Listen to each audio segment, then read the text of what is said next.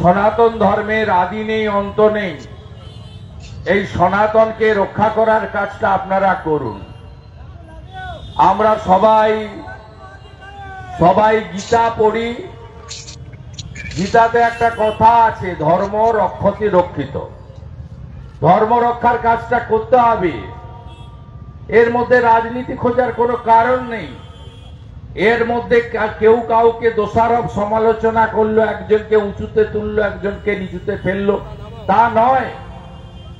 আমি আপনাকে ইতিহাস বলি। 1947 সালে 20 জুন পশ্চিমবঙ্গ যে বিধানসভা, যার আমি একাধিকবার মেম্বার হয়েছি এবং মন্ত্রীও ছিলাম, আজকে অপোজিশন লিডার। 2006-এর এমএলএ আমি। তখন আইনসভা বলতো, সেদিন আমরা ভারতে থাকবো না তদানীন্তন পূর্ব পাকিস্তান, আজকের বাংলাদেশে থাকবো, প্রস্তাব এসেছিল স্বাধীনতার আগে 1947-এর 20 জুন। ডক্টর শ্যামাপ্রসাদ মুখার্জির নেতৃত্বে 58 জন হিন্দু আইনসভার মেম্বার ভোট দিয়েছিলেন যে না, আমরা পাকিস্তানে যাব না, আমরা ভারতে থাকব। স্বামী বিবেকানন্দের মাটি, নেতাজি সুভাষচন্দ্র বসুর কর্মক্ষেত্র, শ্রী চৈতন্য দেবের জায়গা, ঠাকুর রামকৃষ্ণ দেব এখানে তার জ্ঞানের আলোক বর্তিতা দিয়েছেন। মা কালীর আরাধনা আমরা করি, দেবী দুর্গাকে আমরা করি, মা সরস্বতীর বন্দনা করি, কোজাগরী লক্ষ্মী পুজো করি, জগদ্ধাত্রী পুজো করি। বাড়িতে বাড়িতে তুলসী মঞ্চ আছে। আমরা শঙ্খনাদ দীপদান করি। আমরা অমাবস্যা, পূর্ণিমা, একাদশী পালন করি। আমরা কার্তিক মাসকে দামোদর মাস হিসেবে পালন করি। আমরা গলায় তুলসী মালা পরি। আমাদের যে রীতি নীতি সংস্কৃতি, আমরা ভারতেই থাকব। 58 জন। আমি জ্যোতিবাবুকেও শ্রদ্ধা করব, তিনি ডক্টর শ্যামাপ্রসাদ মুখার্জির সঙ্গে সমর্থন দিয়েছিলেন। আর 21 জন মুসলিম আইনসভার এমএলএ, তারা বলেছিল যে না, আমরা পাকিস্তানে যাব। আমরা 58-21 ভোটে জিতেছিলাম। তাই আজকে আপনি ভারতীয়, ভারতে আছেন, নইলে আপনাকে বাংলাদেশে থাকতে হতো। ঠিক একইভাবে 1947-এর 15ই আগস্ট, ফ্রিডম এট মিডনাইট, ভারত আর পাকিস্তান ভাগ হয়েছিল কিভাবে? দুটো প্রধানমন্ত্রী দেওয়ার জন্য, জওয়াহরলাল নেহরু আর মোহাম্মদ আলী জিন্নাহ? না, দ্বিজাতি তত্ত্বে। ফর্মুলাটাই ছিল দ্বিজাতি তত্ত্ব। দ্বিজাতি মানে মুসলিমদের জন্য, মেজরিটি মুসলিমদের জন্য পাকিস্তান, মোহাম্মদ আলী জিন্নাহ লিডারশিপে, আর এখানে কংগ্রেসের নেতৃত্বে হিন্দুস্তান, ভারতবর্ষ। তাহলে আপনি বলুন, আমরা সেই জায়গা থেকে আজকে কোন জায়গায় গেছি? কেন আমাদের সনাতনীদের জনসংখ্যা এত কমছে? পশ্চিমবঙ্গে 85% হিন্দু ছিলেন, আজকে কেন 70% নিচে আমরা নেমে গেছি? ডেমোগ্রাফি কেন চেঞ্জ হচ্ছে? বাংলাদেশে 1947-এ যখন পাকিস্তানের সঙ্গে ছিল 33% হিন্দু, 71-এ বাংলাদেশ যখন গঠন হলো, ভারতীয় আর্মি, বিএসএফ, তখন আমরা হিন্দুদের সংখ্যা হলো 22%, আজকে 7%। বাংলাদেশের হিন্দুরা অস্তিত্ব রক্ষার লড়াই করছে। কেন এটা হবে? কেন চিন্ময় কৃষ্ণ প্রভু, তিনি তো রাজনীতির লোক নয়, তিনি বাংলাদেশের একজন দেশপ্রেমিক লোক। তিনি আমাদের হিন্দু সমাজে বিভক্ত ছিল, ব্রাহ্মণ, ক্ষত্রিয়, বৈশ্য, শূদ্র, কেউ ইস্কন, কেউ ঠাকুর অনুকূল চন্দ্র, কেউ রামনারায়ণ রাম, কেউ ভারত সেবাশ্রম, কেউ রামকৃষ্ণ মিশন, কেউ আর্য সমাজ, কেউ স্বামী নিগমানন্দ পরমহংস। আমাদের যে ভাগ ছিল, নানা জাত নানা পথ, তাকে এক করে দিয়েছিলেন সনাতনীদের। তাই তাকে আজকে জেলে কাটাতে হচ্ছে। তাই হিন্দু আপনি জাগবেন না, হিন্দু আপনি ঐক্যবদ্ধ হবেন না। বাঙালি অবাঙালি বলে, ব্রাহ্মণ, ক্ষত্রিয়, বৈশ্য, শূদ্র বলে আলাদা হয়ে যাবেন। বিভিন্ন মত, পথ, পন্থ আলাদা হয়ে যাবেন। যত আলাদা হবেন, বাটেঙ্গা তো কাটেঙ্গে, আপনাকে কাটবে। বাবর করেছে, শাহজাহান করেছে, জাহাঙ্গীর করেছে, মোগল পাঠানরা করেছে। আপনি গর্বিত নন? আপনি কোন দল করেন আমার জানার দরকার নেই। 500 বছর পরে রাম মন্দির হয়েছে। 1 বছরে 13 কোটি দর্শনার্থী, ধর্মপ্রাণ মানুষ সেখানে গেছে, পুজো দিয়েছে। 498 বছরের লড়াই। যেদিন বাবর রাম জন্মভূমি দখল করে সেদিন একদিনে 70,000 হিন্দু প্রাণ দিয়েছে। 67 বার আক্রমণ হয়েছে, 3 লক্ষের বেশি হিন্দু প্রাণ দিয়েছে। আপনি গর্বিত হবেন না? তাই গৌতম শাহ মন্ডল সহ যারা এখানে আয়োজক, তারা আমাকে, এটি সামাজিক সংগঠন, কিন্তু এরা ট্রু রাষ্ট্রবাদী বলে আমি মনে করি। এরা রাষ্ট্রবাদী, দেশপ্রেমিক। এরা একজন মহারাজ পদ্মশ্রী পেয়েছেন, ভারত সেবাশ্রম সংঘের ব্যানার টাঙিয়ে রেখেছেন, গর্বিত। আমরা অত্যন্ত আনন্দিত, অত্যন্ত খুশি যে আজকে সনাতনীরা নিজেদের মত পথ দলীয় সংকীর্ণতার বাইরে গিয়ে ঐক্যবদ্ধ হচ্ছে। বাটেঙ্গে তো কাটেঙ্গে, এক রহেগা তো সেফ রহেগা। এক আমাদের থাকতে হবে, ঐক্যবদ্ধ থাকতে হবে। আর তথাকথিত সেকুলারিজম বলে কিছু নেই। সেকুলারিজম মানে কি? যারা আমাদের ধর্মীয় অনুষ্ঠানকে কালচারাল প্রোগ্রামে পরিণত করতে চান, এটা আমরা করতে দেব না। আমরা পঞ্জিকা শাস্ত্র মতে করব। আমরা শ্রী পঞ্চমীর পুষ্পাঞ্জলির বেলা 12টা 11-র পরে দেব। কাল সকাল 10টার মধ্যে শেষ করব, তারপরে আমরা তার আগে পরে দেব না। তাই আমাদের দুর্গাপুজো, তার সাত্বিকতা, তার ঐতিহ্য, কেউ যদি আপনি মনে করেন যে কালচারাল প্রোগ্রাম করে দেবেন, এটা আমার মনে হয় হিন্দু সনাতনীদের মেনে নেওয়া উচিত নয়। ভারতীয় সংস্কৃতি, সনাতন সংস্কৃতিকে ফিরিয়ে আনুন। মোবাইল ফোনে অনেক কিছু আপনারা দেখেন, ইউটিউবে বাচ্চাদের প্র্যাকটিস করান, গীতা দেখার, গীতা পড়ার, বেদ উপনিষদ রামায়ণ মহাভারতে কি আছে দেখুন।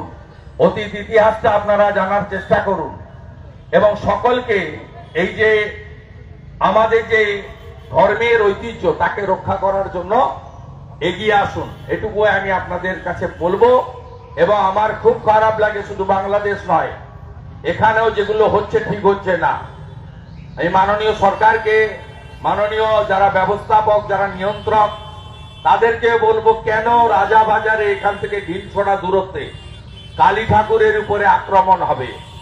কালী মা কোনো ভুল করেনি। রাজ্যের মুখ্যমন্ত্রীর বাড়িতেও কালী পুজো হয়, কেন কালী ঠাকুর আক্রান্ত হবে? দুর্গাপুজোর বিসর্জনের দিন হাওড়ার শ্যামপুরে কেন 5টা দুর্গা মূর্তি ভাঙা হবে? কেন বেলডাঙ্গার কার্তিক মেলাতে 50টা মন্দির আক্রান্ত হবে? কেন হরিণঘাটার নগর উকড়াতে স্কুলে গিয়ে বলা হবে যে এখানে সরস্বতী পুজো করবেন না? কে অধিকার দিয়েছে আপনাদের এগুলো করার? আমরা স্বামীজির শিষ্য। কিছু দূরেই সিমলা স্ট্রিটে স্বামীজি জন্মগ্রহণ করেছেন। আমরা গর্বিত হিন্দু। স্বামীজি বলে গেছেন, গর্ব করে বলো আমি হিন্দু। স্বামীজি বলে গেছেন, নিজ ধর্মে আস্থা রাখো, অপর ধর্মকেও শ্রদ্ধা করো। এটা আমাদের দুর্বলতা নয়। যোগেশচন্দ্র কলেজে কেন বলবেন? কে অধিকার আপনাকে দিয়েছে? কেন পুলিশ পাহারায় পুজো হবে? কেন থানাগুলো ডেকে পুজো কমিটিকে বলবেন রাত পাহারা দিতে হবে? প্রতিমাকে কেন পাহারা দিতে হবে? কেন দিতে হবে? এতদিন ধরে দশকের পর দশক দিতে হয়নি, কেন দিতে হবে? এই প্রশ্ন যদি আপনারা না করেন এবং আপনারা যদি ঐক্যবদ্ধ না হন, ক্রমেই ইতিহাসের পাতায় চলে যাবেন। আফগানিস্তানেও হিন্দু কুশ পর্বত ছিল, আফগানিস্তানও আমাদের ছিল, আজকে নেই, নিশ্চিহ্ন হয়ে গেছে। হিন্দু নেই, শিখ নেই, জৈন নেই, নিশ্চিহ্ন হয়ে গেছে। পাকিস্তানের যত বড় শহর, ইসলামাবাদ, লাহোর, করাচি, সব কন্ট্রোলে ছিল। ব্যবসা বলুন, শিক্ষা বলুন, হিন্দুদের হাতে, শিখদের হাতে। আজকে নিশ্চিহ্ন হয়ে গেছে। 1%-এর নিচে নেমে গেছে পাকিস্তানের হিন্দুরা। বাংলাদেশে 33% থেকে নেমে 7%-এ চলে গেছে। পশ্চিম বাংলায় 85% থেকে নেমে 67%-এ হয়ে গেছে। আপনি যদি জাগেন না জাগেন, তথাকথিত সেকুলারিজম আর আধুনিকতার ছোঁয়ায় নিজের ধর্মকে যদি ভুলে যান, তাহলে আপনাকে ভবিষ্যৎ ক্ষমা করে দিতে পারে না। তাই সকলকে ঐক্যবদ্ধ থাকার আবেদন জানিয়ে, শ্রী শ্রী পঞ্চমীতে আপনাদের শুভেচ্ছা দিয়ে, ভারত মাতাকে প্রণাম করে আমি আমার কথা শেষ করলাম। ব্রাত্য বসু উনাকে নমিনেট করেছেন, এই জিহাদিকে, সাবির আলীকে ব্রাত্য বসু নমিনেট করেছেন গভর্নিং বডি স্টেট নমিনি। আপনি ভাবতে পারেন এডুকেশন ডিপার্টমেন্ট এখন তো গভর্নমেন্ট নমিনি আপনার সরাসরি বিকাশ ভবন এবং রাজ্য সরকার করে, মন্ত্রী পাঠায়। ভাবতে পারছেন তার কোনো ব্যাখ্যা জানা নেই। আপনার কলকাতার মেয়র আরেক মন্ত্রী, তিনিও অনেক বড় বড় ভাষণ দেন। তিনি আজকে ওই ছেলেটার সম্পর্কে বলেছে এই দুষ্টু ছেলে না কি একটা ছেলে, হ্যাঁ পাকা ছেলে জিবির member nominated by the Education Department, Government of West Bengal, sending by the Bratya Basu, যিনি একজন প্রফেসর। লজ্জার আগে এই ধরনের লোক প্রফেসর, তার যে মেরুদণ্ডটা খুলে মমতা ব্যানার্জির কালীঘাটের আলমারিতে ঢুকিয়ে রেখে দিয়েছেন, এটাতে প্রমাণিত। আর মমতা ব্যানার্জি নিজে দায়িত্ব এড়িয়ে যেতে পারেন না, কারণ তার সরকার এই সাবির আলীকে গভর্নমেন্ট নমিনি করেছে।